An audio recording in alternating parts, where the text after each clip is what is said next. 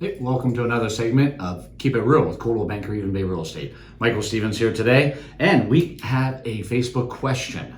So we want to follow up with that, of course, and we encourage you guys, ask us any topic that you guys want to talk about. Topic today, which is a big one, with today's crazy market and the landscape we're in right now of people trying to be competitive in their offers.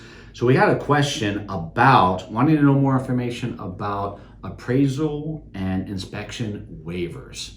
This is just a little bit about this. This is when somebody's waiving their inspection. They're not going to inspect a home, or waiving the appraisal if the appraisal amount does not meet the purchase price, if it's less than the purchase price, which we are having a lot of that happening. So we'll just talk a little bit about that. Appraisal waiver.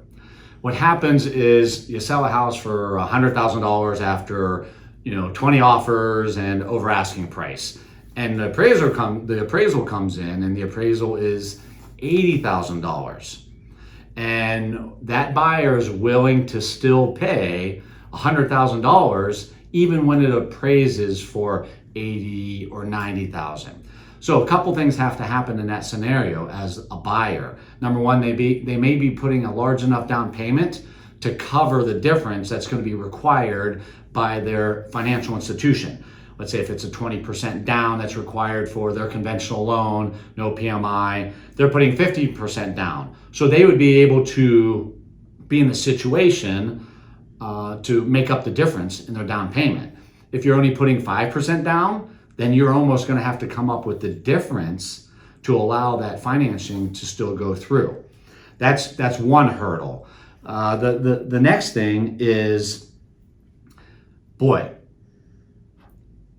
it's hard to advise a client to say they should waive an appraisal or not. There's so many factors. It's not the right thing to do for everybody. It may be something, for example, I wrote down a couple things. How long are you going to stay in a house? So you're retired and this is your forever home and you plan on staying here for the next 20 years. That may be a factor.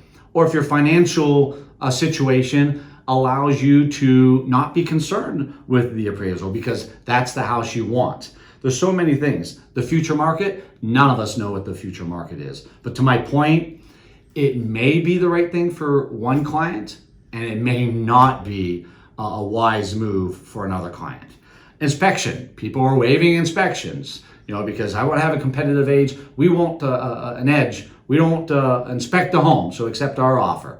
Well, that may or may not be a good if it's a new construction. Okay, sure, maybe it's brand new. They just built it. Maybe you're comfortable with it. If it's a condo with no basement, we're not worried about the leaky basement or the foundation or as many mechanical devices. There's so many things. Or maybe you're very knowledgeable. Maybe you're a contractor or you're a roofer or you're a foundation guy. Maybe you're more comfortable with it. But let's face it, there's always items that sellers don't know anything about, let alone the buyers. So again, back to inspections, waiving those, it may or may not be the right thing to do based on your situation and what's going on with your negotiations at that time. So with that said, there's no rule of thumb of what you should or shouldn't do.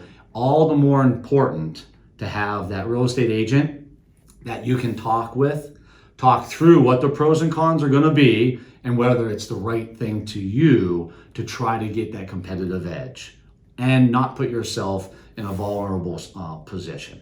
So hopefully some of that information is helpful. And talking about having a good agent to help you with decisions like this, call Coldwell Banker EvenBay Real Estate Agent today.